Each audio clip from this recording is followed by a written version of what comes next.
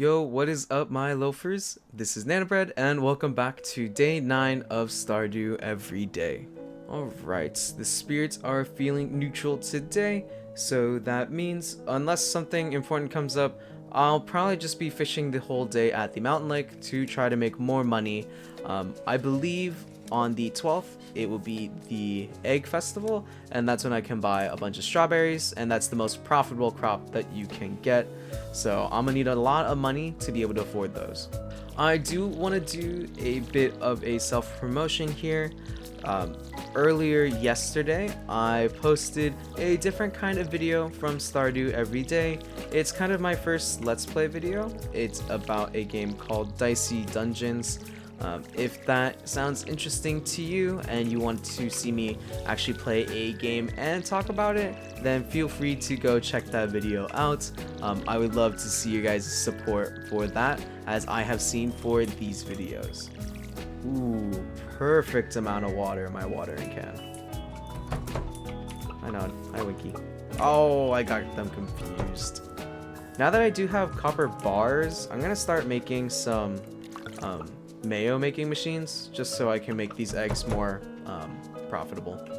In saying that, I am not a high enough level in farming to make them, so I'm gonna hold off on that thought just for now.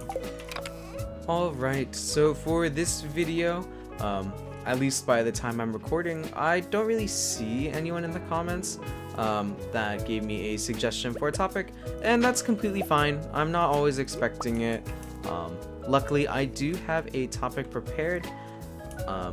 I thought it would be fitting, since I am playing Stardew Valley, to talk about something Stardew Valley related. So my topic for today will be, how did I get into Stardew Valley in the first place? Like many people, I'm sure, during COVID, they were extremely bored. We were all locked in our homes and we can't really do anything. So most people, they picked up a hobby, whether it be like baking, crocheting, or playing video games. And for me, I continued playing video games since that was something I already did. And a game that was very popular amongst my friends at the time was Stardew Valley. I didn't know what to think about it, just because I never really played any like farming simulator types of games, or anything that was kind of like this lax, I guess you could say. But since I wanted human interaction, and at that time I believe it was the beta for the multiplayer, I decided why not and give it a try. As you can see, as COVID started in 2020 and it's now 2024, and you guys saw my previous hours in the game, it's safe to say that I have enjoyed it throughout these years. I've gone through many different phases of this game. I played it with friends in the early beta, so it was kind of jank, and then I started to experiment with mods that I found out through Dangerously Funny's channel, aka DF. Shout out to him. I really love his sense of humor and kind of just everything about his channel. I'm really sad that a majority of the YouTube channels that I watched that do Stardew content, like DF, Waligug, Charlie Barley as well, they all kind of steered away from Stardew just because I think they either got tired of it, or there wasn't really any other content that they wanted to make for that game, and went down other paths. Now, I still love their other videos too, but it does hit me a little bit that all those creators kind of like stepped away from the Stardew scene. After playing with mods and the official release of the multiplayer, that's kind of when I toned it down a little bit. I believe at that point it was like maybe 2022, and I was entering kind of the hardest years of college, so I didn't really spend too much time playing Stardew as seriously as I did during COVID. But with that being said, you know, I still had a lot of fun, to the point where I memorized so many just random facts about this game that normal people probably would not have. In saying that though, this wasn't the only game I played to death during COVID. I did have periods of time where I was just kind of done with playing Stardew, and it was mainly just because I found myself doing the same things every day, you know, trying to go as far down into Skull Cavern as I can, get as much iridium, and trying not to die. So at some point, I just needed a new game to play, and luckily for me, a few years before that, I got a Nintendo Switch when I went on a school trip to Japan. And in 2020, there was two games that really stuck out to me. One of them, I believe, came out around April of 2020. And as some of you may be able to guess by now, because almost every single other human being with the Switch at that time decided to get this game, and that was Animal Crossing New Horizons. I believe in that game I also have 300 plus hours in it. That just really goes to show like how addicted to these three games that I really was. And at first, I never played any Animal Crossing games before. So, with New Horizons being my first one, I tried to make it as blind of a playthrough as I could.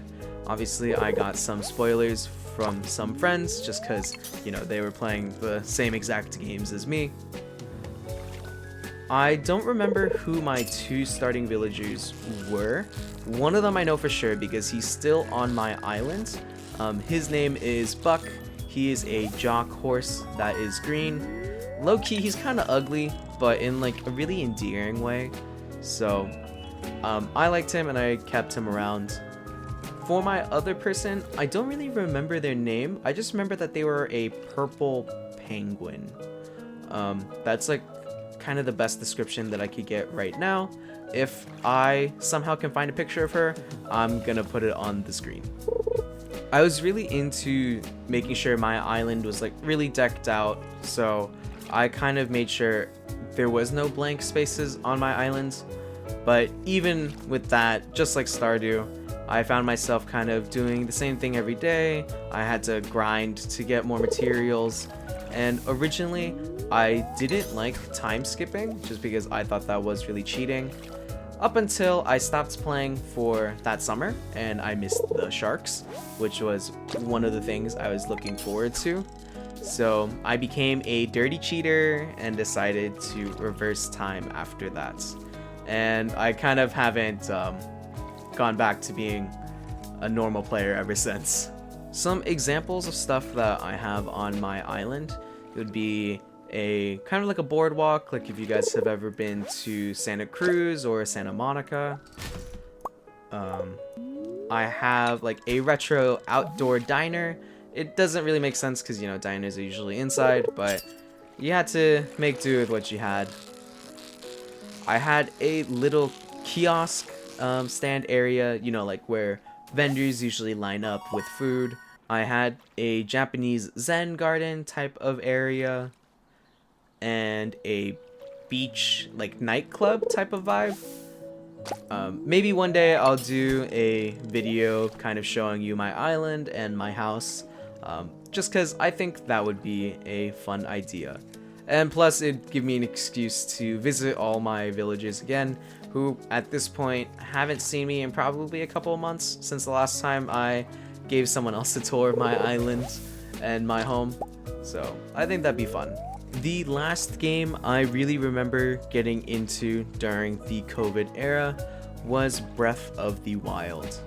That was my first Zelda game, as the Switch was kind of the first Nintendo device that I had.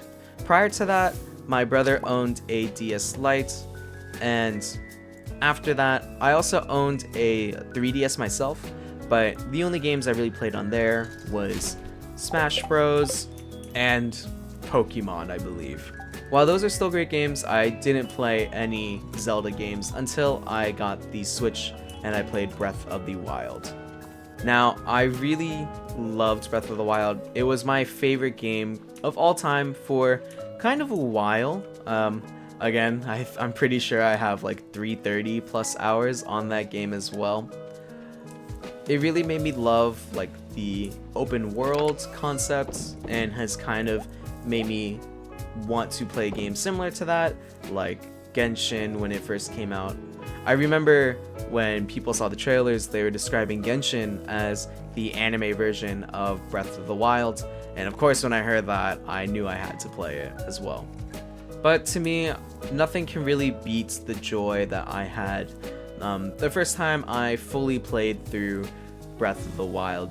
I remember I was really into the combat system of that game, so much where I learned some speedrunning strats like the whistle run, as well as being able to quickly do a shield flip and everything like that. And I remember one of the hardest things I tried learning was trying to parry one of the blasts from the Guardians. For most people that are, experienced with parrying and everything, it probably wasn't too bad, but for me, that was kind of my first exposure to like a parrying mechanic. So it was really hard to get used to, and I definitely spent a good like double-digit amount of hours trying to get it down. But when I did, I was really happy. All for me to lose it when I took a break from the game, just like I took a break from those other two games, and my muscle memory did not kick back in, unfortunately. I'm sure there are other things that I was addicted to, like the NBA 2K series. Me and the community, we always complain about 2K and how their games are basically copy-paste versions of each other. But honestly, since they don't have any competitors in terms of making a realistic basketball style game, they can kind of just do whatever they want, which again is really unfortunate. But it kind of leads us into a trap where if we do want to play a basketball game, we kind of have to keep getting newer ones just so we can keep up with the rosters and to even play the game online, because I believe every couple of iterations of the game they will shut down the older servers. So right now we are in the 2K25 era, meaning the 2K23 servers will be shut down soon if they haven't been shut down already. With that being said, I want to know what games that you guys played a lot during COVID. It could be as many hours as I have in Stardew, Breath of the Wild, and Animal Crossing, but really it's just like what got you through that period of time. Also, if you don't game, I also want to know how you got through COVID yourself. That also really fascinates me just because gaming has been such a big part of my life, and I kind of can't imagine not being able to go outside and still being able to pass the time.